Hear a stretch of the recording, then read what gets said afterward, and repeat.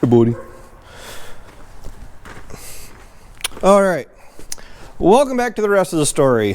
First and foremost, make sure you like, comment, and subscribe if you like the videos that you are watching. If you do not want to subscribe, make sure you leave a like. If you do not want to leave a like, make sure you leave a comment. If you do not know what to comment, you'll be provided with a comment to comment on. And that comment is, what was your last uh-oh moment? Now, it doesn't have to be ag-related. It could be anything from forgetting to take the frozen turkey out of the freezer and you hear the car door slam, to running a deer antler through the front tire, or a tire, or into something on the farm, or into a tire or whatever else.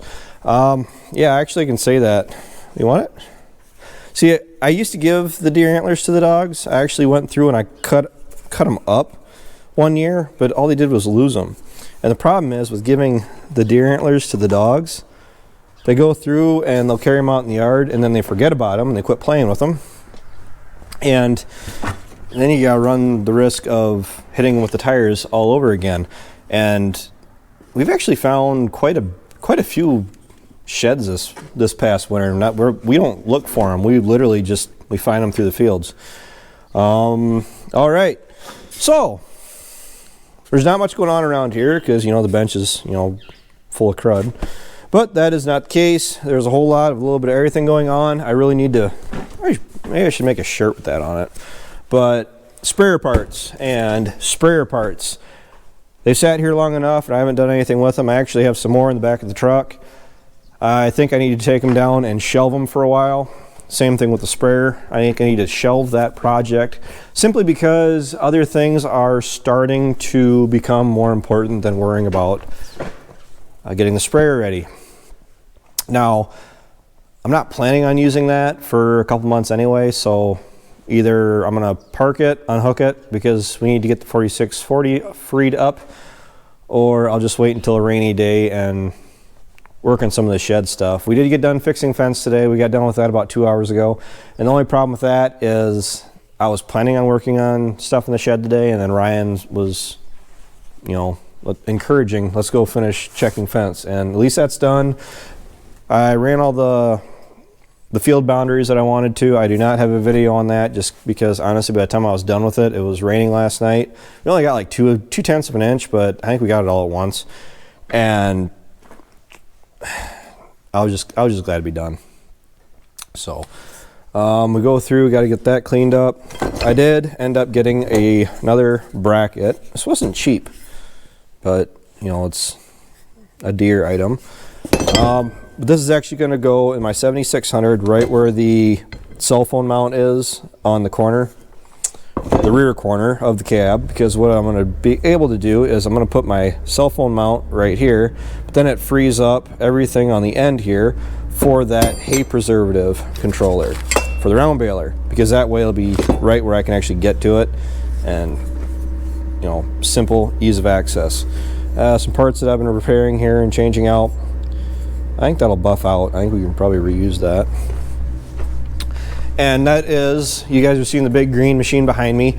That is what I'm currently working on. I did go out and I made a pass through the field, not because I had any intention of actually doing a whole bunch of tillage, but that's the first time I've pulled this tractor and this machine out of the machine shed so far, and I really just drug it across the field for A, to see how wet the field really is. It's muddy, and B, it kind of just loosened everything back up in the VT. I mean, it ran for like 6-7 hours last fall, and it pretty much just got parked and forgot about. So I'm gonna go through and grease it. Gonna grease the tractor. I'm gonna hit the air hose get the air hose, and I'm gonna clean out the cab, hit the engine, go over the whole tractor, and then go through and wash everything out. I'm not going to wash out the cab, but I'm going to hit it with Armor All and wash off the machine itself. So that way it is ready to go. I got to go through and check the air pressure on all the tires. The front tires, they usually don't move that much. The rear tires, I don't think you hardly ever have to adjust them, but the front tires every once in a while. And this tractor will be ready to go. The 4640 is going to get the same treatment. Clean the cab out with the air hose, scrub down the cab with Armor All, and good to go. 4020 and the 7600. If you guys saw in the last two videos, the 76 has actually been washed out already, or washed off already, but then we went and hauled manure with it the next day. It's got a little bit of dirty and dirt and dust and everything else on it, but that's really not that big of a deal because the tractor is going to be put right back to work because it has to go back on the feed mill and mix up a load of feed for my brother, which I don't mind. It doesn't bother me. The tractor is here to be used, and you know, it's not that big of a deal. So we are actually going to be putting these on the corn planter. These I believe are called copperheads. My agronomist, yeah, copper, yeah, C-O-P-P-E-R. Cool. We're gonna go through and put these on part of the planter. What is it? The middle of the planter, the outside of the planter, because we also have some demo use Schlegel wheels coming, and those are the wheels that I posted on my Instagram a couple of years back. If you guys have not been on my Instagram, make sure you check it out. I hardly ever post, but when I do post, I think the pictures are usually pretty relevant, and I will once you get back into doing fieldwork again. But they actually are intermeshing fingers to a certain degree, and those are the ones that I was leaning towards, but I guess the neighbors,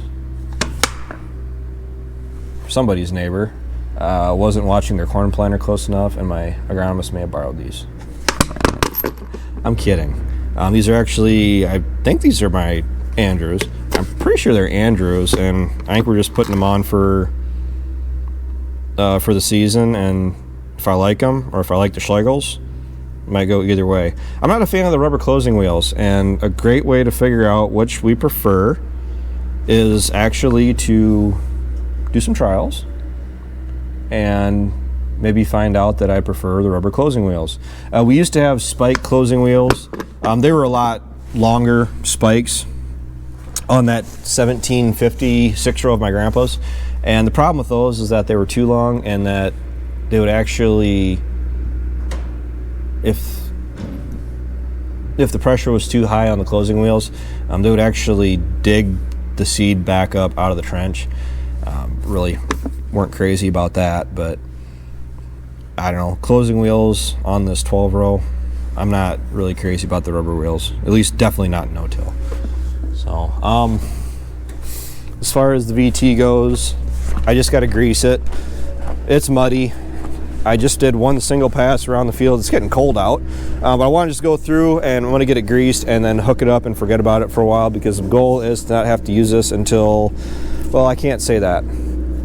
We do plan on using this when we go and do seedbed prep. We got the field back there, we got the field out there, we got a bunch down at my place that has to be chiseled first and then worked down, and I'm really hoping that we don't have to go through, which we really shouldn't, especially with those corn heads, that Capello head we used last fall for corn. We really shouldn't have any issues with the residue flowing through the chisel plow, because it does have the gangs in the front as it is. But it would be nice just to be able to hook onto the chisel plow and go. I'm not sure how many days we really have of field work, or of tillage prep. To be honest with you, it really depends on how many days we can string together where we can just run. I did, and I also plan. The 630 is going back on the 7600. I got to grease it up, and there's a couple hoses that look like they're leaking oil, but I'm really not too worried about that. I mean, unless they're like really, really leaking, but I think it's just a simple O-ring or something like that. But the 76 is going to be working in waterways and ditches, and I'm going to be planning on whether or not I can actually do it, but I got that bracket. I just got to go through and mount the ag leader monitor into my 7600, because all of the waterways that I put in that don't currently exist, I can actually use that ag leader monitor. I mean, I'm not going to put the globe on the tractor, but at least that way I can see where all of my waterways will be, because I just ran the boundaries 2 days ago and yesterday, and that way I can go through and get everything worked up and seeded down right away, because the sooner we can get them seeded down, the better. So it's getting late. It's 20 after 7, and I got to do a little bit of work here before I get called home, because with the girls home, I do have to, I gotta go home every once in a while. So, all right. Like I said, make sure you guys go check out my Instagram for those of you that actually try to keep updated with what I'm doing. I know the videos do a pretty good job of it, but every once in a while, and I do try to be active on it as I can. But like last year, we were planting like here and done just that quick. So I'm actually hoping that we have more time to do more spring prep work. So yeah, there's that, and